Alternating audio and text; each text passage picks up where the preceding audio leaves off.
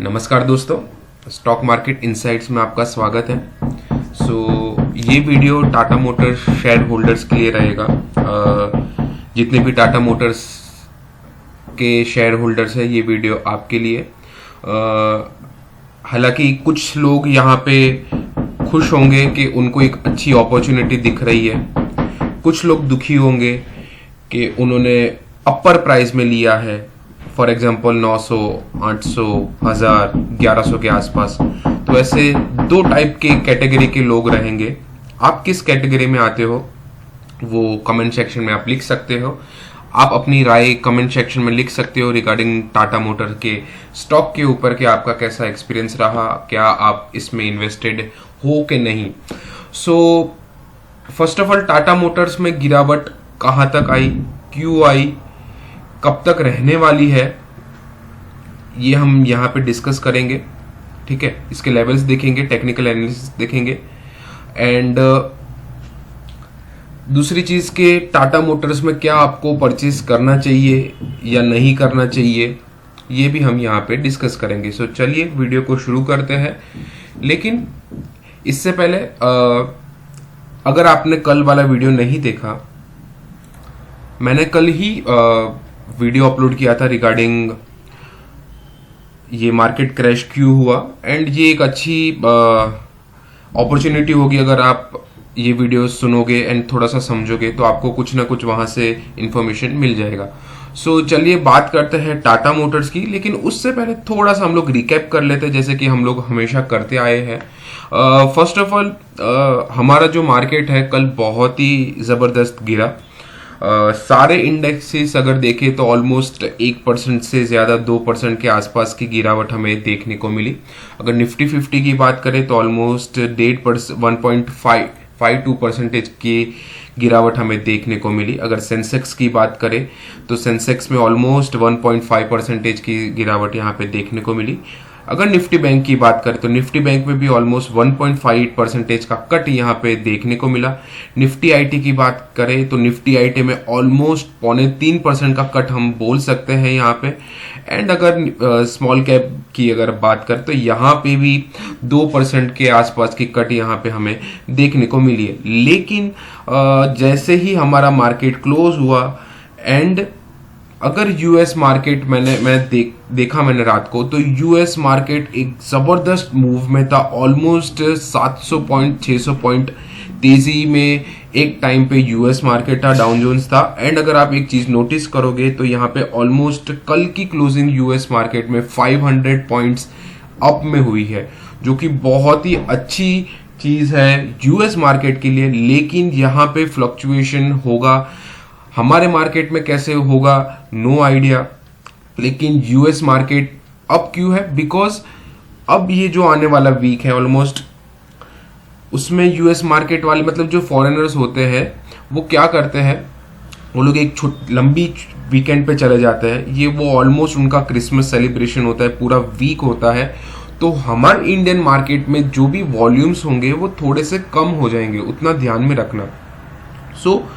उस हिसाब से मार्केट में फ्राइडे को एक अच्छा खासा मोमेंटम आया यूएस मार्केट में। अगर S&P 500 की बात करें तो वो भी 1% यहाँ पे अप था। अगर हम नेस्डेक की बात करें तो नेस्डेक में भी 1% की रैली हमें देखने को मिली। यहाँ पे यूएस मार्केट अब एक सिर्फ ऐसा कह सकते हैं कि छुट्टी में जाने के लिए ये लोग ने एक अच्छी खासी पोजीशन बनाई है। लेकिन इंडियन मार्केट में क्या होता है, पॉसिबिलिटी हो सकती है कि गैप अप खुल सकता है। लेकिन अगर आप इंडेक्स ट्रेडिंग करते हो तो इंडेक्स ट्रेडिंग से थोड़ा सा दूर रहना इस हफ्ते, बिकॉज वहां पे आपको वॉलीटाइल सेशन मिलेगा, प्लस वॉल्यूम ज्यादा नहीं मिलेंगे कंपेयर टू डेली रहता है, क्योंकि FIS छुट्टी पे रहेंगे। चलिए बात करते हैं टाटा मोटर्स की। अगर टाटा मोटर्स की बात करें तो स्टॉक में लगातार गिरावट हमें देखने को मिली है। ऑलमोस्ट यहाँ पे 2.65% का कट एक ही दिन में मिला है। ठीक है, ये तो नॉर्मल सी बात है, बिकॉज टाटा मोटर्स का स्टॉक कंटिन्यूसली फॉल होता हुआ है। अगर हम 5 दिन की बात करें तो ऑलमोस्ट 8% की गिरावट ये स्टॉक में देखने को मिली है। पिछले एक महीने की बात करें तो 6-6.5% के कट यहाँ पे हमें देखने को मिला है। एंड पिछले 6 महीने की बात करें तो क्या ही कहना, ऑलमोस्ट 25% का कट यहाँ पे हमें देखने को मिला है। हालांकि एक साल की अगर हम बात करें तो यहाँ पे आपको सिर्फ 2%, यानी कि अगर आपने पिछले साल के दिसंबर में लिया होगा स्टॉक तो उसी दिसंबर में आपको कंटिन्यूसली यही प्राइस में, सेम प्राइस में मिल रहा होगा। अगर आपने पिछले साल 700 के आसपास लिया होगा तो अभी भी 750 है। सो एक साल की होल्डिंग आपकी ऑलमोस्ट कह सकते हैं कि थोड़ी सी वीक हो चुकी है, लेकिन अगर पिछले 5 साल की बात करें तो 5 साल में आपको लगातार यहाँ पे ये स्टॉक ने एक अच्छा खासा रिटर्न बना के दिया है। ऑलमोस्ट 300 साढ़े 300 पॉइंट की परसेंटेज की रिटर्न्स यहाँ पे आपको दिया है। सो अब चले जाते हैं टेक्निकल एनालिसिस पे। टेक्निकल एनालिसिस में मैंने आपके सामने 1 डे का चार्ट ओपन किया है। फर्स्ट ऑफ ऑल हम लोग क्या करते हैं, सबसे पहले हम लोग स्टॉक का ऑल टाइम हाई देखेंगे। सो अगर हम लोग स्टॉक का ऑल टाइम हाई देखें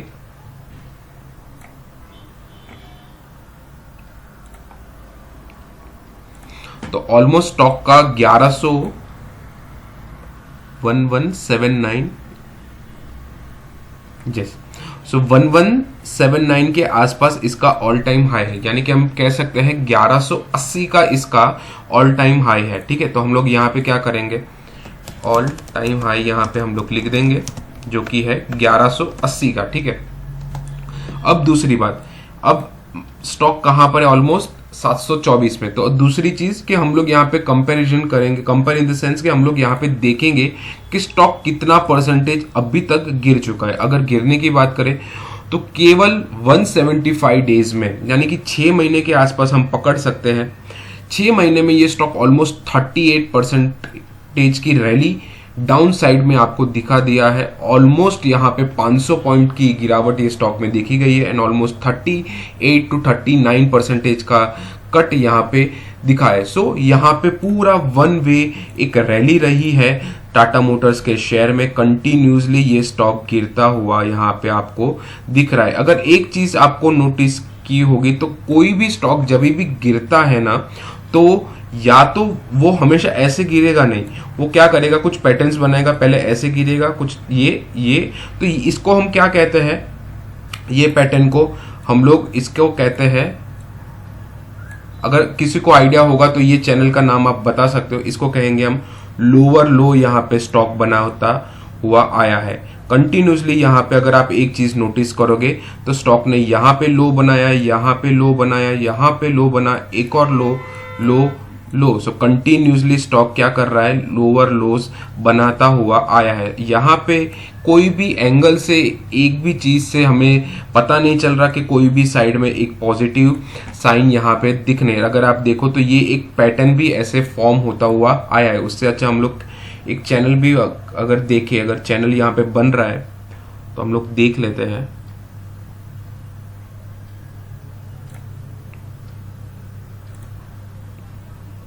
अगर चैनल की बात करें तो इस हिसाब से ये चैनल यहाँ पे फॉर्म होता हुआ दिख रहा है। ठीक है, अब ये चैनल कहां तक चलेगी नो आइडिया, लेकिन अभी भी स्टॉक थोड़ा सा वीक ही है।